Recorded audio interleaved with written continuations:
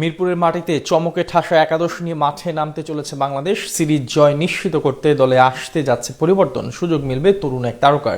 মিরপুরের উইকেট বিবেচনায় পরিবর্তন আসতে পারে ব্যাটিং অর্ডারেও। সিরিজ নির্ধারণী ম্যাচে নতুন পরিকল্পনা সাজিয়েই মাঠে নামবেন অধিনায়ক লিটন দাস।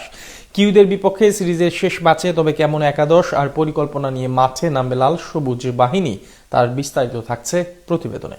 দ্বিতীয় ম্যাচ বৃষ্টিতে ভেসে যাওয়ায় সিরিজ হারার কোনো ভয় নেই বাংলাদেশের। তবে কিউইদের বিপক্ষে ঘরের মাঠে সিরিজ জয় করা ছাড়া আপাতত অন্য কোনো ফলাফল মেনে নিতে চাইবেন না অধিনায়ক লিটন দাস। তাই তো শেষ টি-20তে একাদশ কেমন হবে তা নিয়ে চলছে চুলচেরা বিশ্লেষণ। কাকে রেখে কাকে খেলানো হবে তা নিয়েও হয়েছে যথেষ্ট আলোচনা। তবে আপাতত শুধু বোলিং ইউনিটেই এক পরিবর্তন আনার দিকে মনোনিবেশ করবে টাইগাররা। তবে সেটাও আবার নির্ভর করছে ম্যাচের উইকেট ও কন্ডিশনের উপর। কেননা পারফরমেন্সের বিচারে প্রথম ম্যাচের একাদশ থেকে বাদ দেওয়ার সুযোগ নেই কাউকেই। শুধু টিম কম্বিনেশন ও উইকেটের কথা মাথায় রেখে রিপনের বদলে সাকলাইনের খেলার প্রস্তাব আসতে পারে টিম মিটিং এ। ওপেনিং পজিশনে তানজিদ হাসান তামিম ও সাইফ হাসান ব্যর্থ হলেও তাদের উপরই শেষ পর্যন্ত ভরসা করবে টাইগার টিম ম্যানেজমেন্ট। কেননা শর্টার ফরম্যাটের ক্রিকেটে ইনিংস গোড়াপত্তনের দায়িত্বে এই দুজনের উপরই আস্থা রাখতে চান অধিনায়ক লিটন দাস। বিশেষ করে পারভেজ হোসেন ইমনকে মিডল অর্ডারে খেলানোর পর থেকে টি-20তে তামিম ও সাইফই দলের সেরা ওপেনিং জুটি, এ নিয়ে কোনো সন্দেহ নেই। মিরপুরের মাটিতে শেষ টি-20তে এই দুই ব্যাটারি ঝড় তুলবে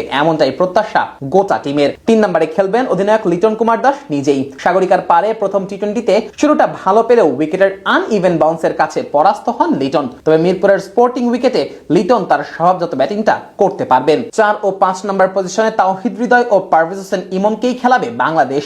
প্রথম ম্যাচে এই দুই ব্যাটারের জুটিতেই মাঝের ওভারে খেলা বাংলাদেশের পক্ষে ঘুরে যায়। যদিও এই দুই ব্যাটারের কে কোন পজিশনে খেলবেন সেটা ম্যাচের পরিস্থিতির উপর নির্ভর করবে। তবে দুজনেই যে মাঝের ওভারে দলের ত্রাণকর্তা হয়ে উঠবেন এই ব্যাপারে কোনো সন্দেহ নেই। 6 নম্বর পজিশনে শামীম হোসেন পাটোয়ারি অটো চয়েস। বিশেষ করে আগের দিন 13 বলে 31 রানের ঝড়ো ইনিংস খেলার পর তাকে ঘিরে প্রত্যাশাটা আরো কয়েক গুণ বেড়ে গেছে টিম ম্যানেজমেন্টের। 7 ও 8 নম্বর পজিশনেও পরিবর্তনের সুযোগ আপাতত নেই। শেখ মেহেদী হাসান ও রিশাদ হোসেন দুজনেই বল হাতে প্রতিপক্ষের রানের চাকায় লাগাম টেনে দিতে সিদ্ধহস্ত। প্রথম ম্যাচেও মাঝের ওভারে এসে এই দুই বোলারের কিপটে বোলিং এ মোমেন্টাম ভেঙে যায় নিউজিল্যান্ডের। ম্যাচে অন্তত 20 রান কম করে কিউইরা, যার ফলে রান তাড়া করার কাজটাও কিছুটা সহজ হয়ে যায় টাইগারদের জন্য। পেস বোলিং ইউনিটে সিনিয়র দলের অভিষেকে খুব একটা খারাপ করেননি রিপন মন্ডল। তবে টিম কম্বিনেশনের কারণে হয়তো শেষ ম্যাচে সুযোগ নাও পেতে পারেন এই পেসার। তার পরিবর্তে বাজিয়ে দেখা হতে পারে আব্দুল গফফার সাকলাইনকে। এছাড়া বাকি দুই পজিশনেও কোনো পরিবর্তন আনতে চাইবে না টিম ম্যানেজমেন্ট। শরীফুল ইসলাম ও তানজিম হাসান সাকিবকে রাখা হবে একাদশে। নতুন বলে ও ডেথ ওভারে দলের বোলিং ইউনিটের গুরুদায়িত্বটাই থাকবে এই দুই বোলারের কাঁধে।